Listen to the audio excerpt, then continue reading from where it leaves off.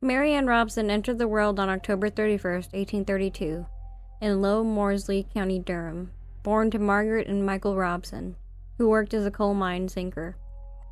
Sadly, her sister Margaret, born in 1834, passed away in infancy, while her brother Robert came into the world in 1835. At the age of 8, Mary Ann's family relocated to Merton, a village in County Durham. Tragedy struck soon after their move, as Mary Ann's father tragically fell to his death down a mine shaft at Merton Coal Mine in February 1842. His body arrived in a sack labeled property of the South Hetton Coal Company, leaving the family facing potential eviction from their miner's cottage, which was tied to Michael's employment. In 1843, her mother remarried George Stott, also employed in the mining industry. When Mary Ann turned 16, she ventured out to work as a nurse in the household of Edward Porter, a manager at the Merton Coal Mine in the nearby village of South Hetton. Mary Ann eventually returned to her stepfather's residence and undertook training as a dressmaker. In 1852, Mary Ann, at the age of 20, wedded William Mowbray, a coal mine laborer. They soon relocated to southwest England. During her trial, reports surfaced regarding the unfortunate deaths of 4 or 5 of their children at a young age while they resided away from County Durham. Notably, none of these deaths were officially registered, since, although registration was mandatory during the time, enforcement of the law didn't commence until 1874. The only recorded birth was that of their daughter, Margaret Jane, born in 1856. Returning to northeast England, William and Mary Ann settled, with William working first as a fireman on a steam vessel departing from Sunderland, later becoming a coal mine foreman. In 1858, their daughter Isabella was born, but sadly, Margaret Jane passed away in 1860. Subsequently, another daughter named Margaret Jane arrived in 1861, followed by a son named John Robert William in 1863, who tragically succumbed to gastric fever the following year. The untimely demise of William due to an intestinal disorder occurred in January 1865. The lives of both William and their children were insured through the British Prudential Insurance Office. Upon William's death, Mary Ann received a payout of £35, approximately half a year's wages for a manual laborer at the time, and £2 for John Robert Williams. Shortly after the passing of Mowbray, Mary Ann relocated to Seaham Harbor in County Durham, where she developed a relationship with Joseph Nattrass. During this period, her 3.5-year-old daughter, the second Margaret Jane, tragically succumbed to typhus fever, leaving Mary Ann with just one surviving child out of the potential 9 she had given birth to. Subsequently, she returned to Sunderland and secured employment at the Sunderland Infirmary. Meanwhile, she sent her surviving child, Isabella, to live with her mother. Among the patients under her care at the infirmary was engineer George Ward. They tied the knot at St. Peter's Church in Monkwearmouth on August 28, 1865. However, Ward's health deteriorated and he passed away on October 20, 1866, following an extended period of illness marked by paralysis and intestinal issues. The cause of death listed on his death certificate cited English cholera and typhoid. The attending physician later testified that Ward had been profoundly unwell, expressing surprise at the suddenness of his demise. Once again, Mary Ann received insurance money following her husband's death. James Robinson, a shipwright based in Pally in Sunderland, found himself widowed after his wife Hannah passed away. Seeking a housekeeper, he employed Mary Ann in November 1866. Tragedy struck a month later when James's infant son, John, died from gastric fever. Grieving, he turned to Mary Ann for solace, and their relationship resulted in her pregnancy. Around this time, Mary Ann's mother, residing in Seaham Harbor, fell ill with hepatitis. Reacting swiftly, Mary Ann rushed to her side. While her mother initially showed signs of recovery, she soon began complaining of stomach discomfort. Unfortunately, she passed away at the age of 54 in the spring of 1867, merely 9 days after Mary Ann's arrival. Isabella Mowbray, Mary Ann's daughter, returned to live within the Robinson household and tragically suffered severe stomach pains, leading to her death. Likewise, 2 of the Robinsons' children, Elizabeth and James, also fell ill and passed away. The 3 children were laid to rest in the final week of April and the first week of May, 1867. Mary Ann received life insurance payouts of £5 for Isabella. James Robinson and Mary Ann tied the knot at St. Michael's in Bishop Wearmouth on August 11, 1867.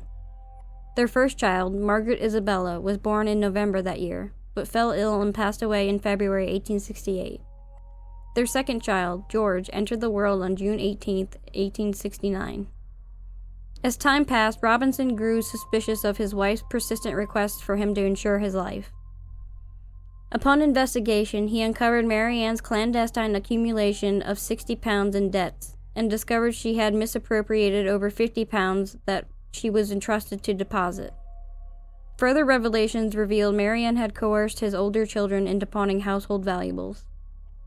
In response, he expelled her from the household, retaining custody of their son, George.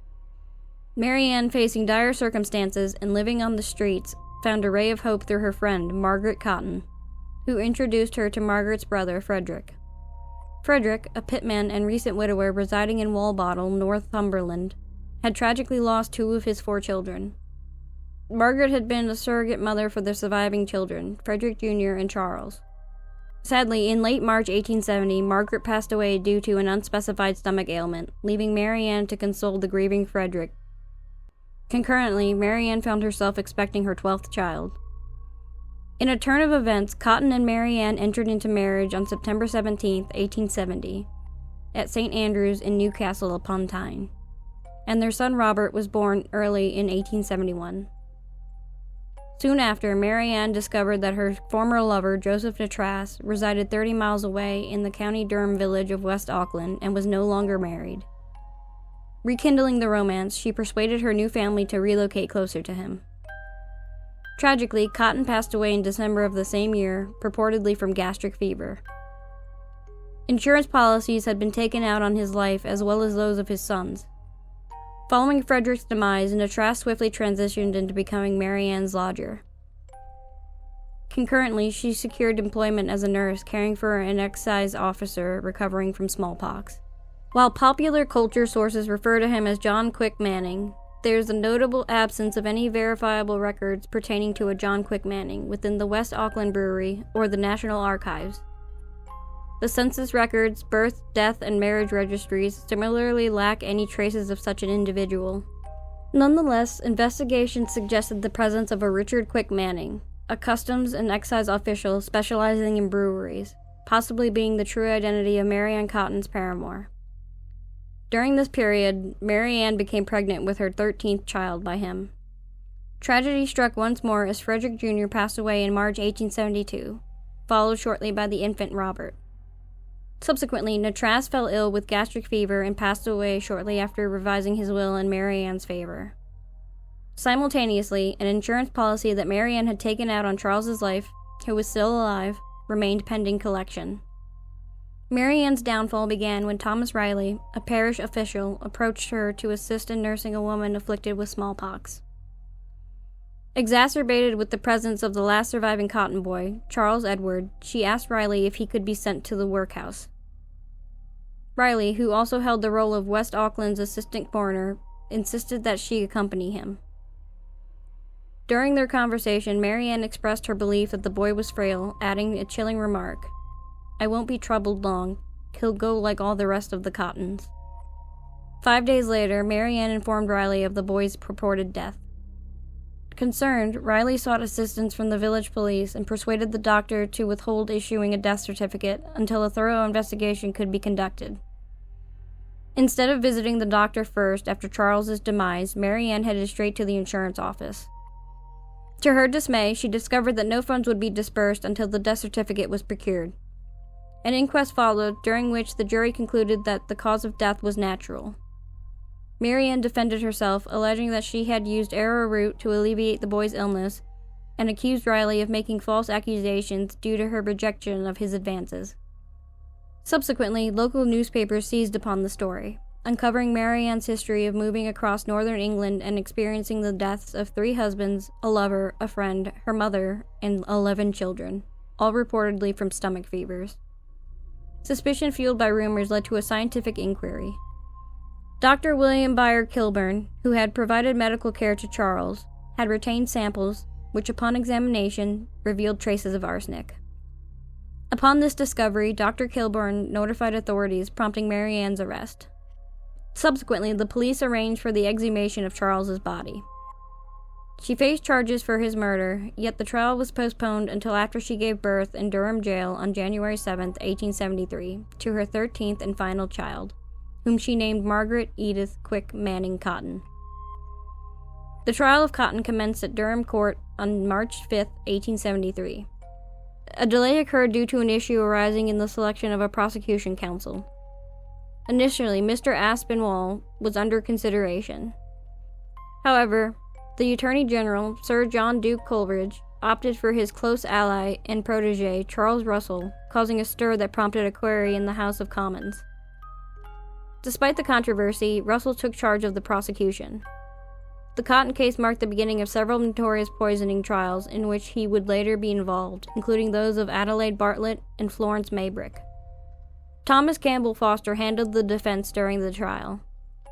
Foster argued that Charles had succumbed to inhaling arsenic, purportedly present in the green wallpaper of the Cotton household. The jury deliberated for 90 minutes before returning a guilty verdict. On March 20th, the Times correspondent reported, after conviction, the wretched woman exhibited strong emotion, but this gave place in a few hours to her habitual cold, reserved demeanor. And while she harbors a strong conviction that the royal clemency will be extended towards her, she staunchly asserts her innocence of the crimes that she has been convicted of. Numerous petitions were submitted to the Home Secretary, yet none resulted in reprieve. Mary Ann Cotton met her fate at Durham County Jail on March 24, 1873, hanged by William Calcraft. Her death resulted from strangulation caused by the rope being rigged too short, possibly intentionally, rather than her neck breaking. Of Mary Ann's 13 children, only 2 outlived her, Margaret Edith and her son George from her marriage to James Robinson. Thanks for watching. If you enjoyed this video, please consider subscribing by clicking the red subscribe button below.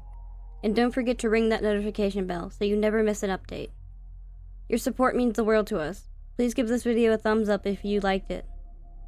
Thanks again for watching, and we'll see you in the next video.